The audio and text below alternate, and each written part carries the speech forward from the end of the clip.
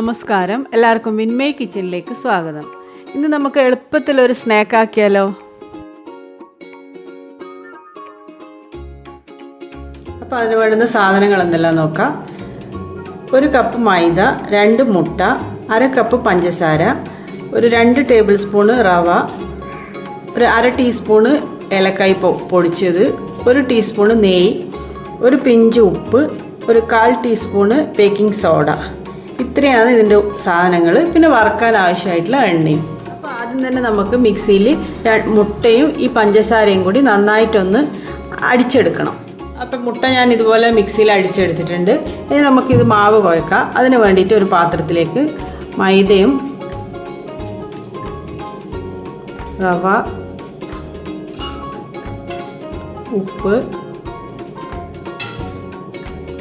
Baking soda, പിന്നെ അതിൻ്റെ കൂടെ 1 ടീസ്പൂൺ നെയ്യോ ഓയിൽ വേണമെങ്കിലും ഏതെങ്കിലും വെജിറ്റബിൾ ഓയിൽ നിങ്ങൾക്ക് ഇടാം.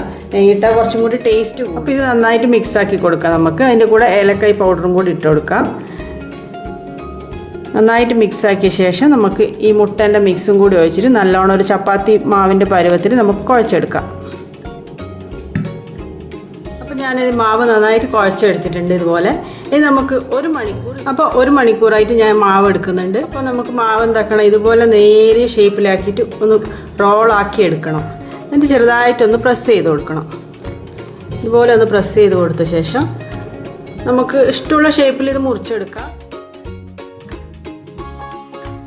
അപ്പോൾ ഇതുപോലെ എല്ലാം ആക്കി വെക്കുക. എന്നിട്ട് ഇതിൽ നിന്ന് ഒരു കഷ്ണം എടുത്തിട്ട് നമ്മൾ ഇതുപോലെ ഒന്ന് പ്രസ് ചെയ്ത് കൊടുത്തിട്ട് നമ്മളൊന്ന് ഇതുപോലെ ഒരു പ്ലസ് മാർക്കോ ഇനിയല്ല വേറെ നമുക്ക് ഇഷ്ടമുള്ള എന്താ വെച്ചാൽ കൊടുക്കാം. നല്ലോണം താഴെ വരെ കീറിപ്പോറ് ഒരു 3/4 ഭാഗത്തിൽ കണക്കിന് ഇത് കണ്ടില്ലേ, ഇതുപോലെ ഇത്ര ഭാഗം വരുന്ന രീതിയിൽ ഒന്നിങ്ങനെ കത്തി വെച്ചിട്ട് ഇങ്ങനെ ഒന്ന് മാർക്ക് ചെയ്ത് കൊടുക്കുക. ഇതുപോലെ എല്ലാം ചെയ്തെടുക്കാം നമുക്ക്. ഞാൻ ഇതുപോലെ എല്ലാം ഷേപ്പ് ചെയ്ത് വെച്ചിട്ടുണ്ട്. ഇനി നമുക്കിത് എണ്ണയിൽ വറുത്തെടുക്കാം. അപ്പോൾ ഞാൻ വറുക്കാൻ വേണ്ടിയിട്ട് ഒരു പാത്രം വെച്ച് ചൂടാക്കിയിട്ട് അതിൽ എണ്ണ ഒഴിച്ചിട്ടുണ്ട്. അത് ചൂടായി വന്നിട്ടുണ്ട്. നമുക്കിനി ഇത് ഇട്ട് കൊടുക്കാം.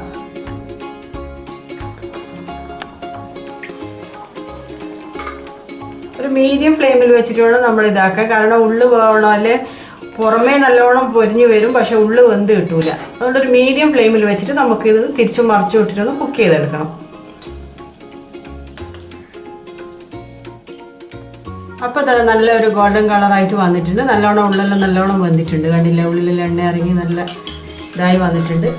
അപ്പോൾ ഈ 2 നമുക്ക് കോരി എടുത്തിട്ട് ബാക്കിയുള്ളതും ഇതുപോലെ തന്നെ ഫ്രൈ ചെയ്തെടുക്കാം.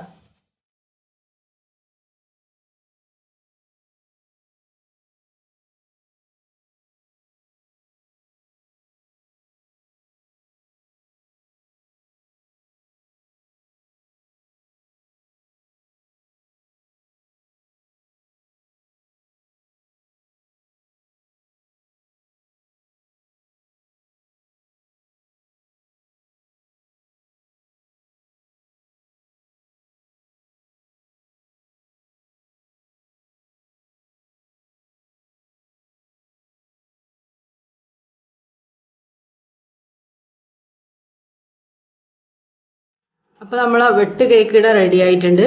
പെട്ടെന്ന് തന്നെ ഉണ്ടാക്കാൻ പറ്റും. ഇതിൽ കളർ ചേർക്കണം എന്നുള്ളവർക്ക് കുറച്ച് ഫുഡ് കളർ വേണമെങ്കിൽ ചേർക്കാം. ഞാനിതിൽ കളറൊന്നും ചേർത്തിട്ടില്ല. അപ്പോൾ ഇത് എല്ലാവരും ഒന്ന് ട്രൈ ചെയ്ത് നോക്കണേ. അപ്പോൾ എൻ്റെ വീഡിയോ ഇഷ്ടമായിട്ടുണ്ടെങ്കിൽ എല്ലാവരും ഒന്ന് ലൈക്കും ഷെയറും എല്ലാം ചെയ്യണേ.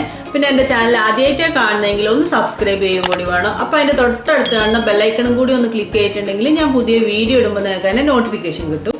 അപ്പോൾ അടുത്ത വീഡിയോ കാണാം. ബൈ.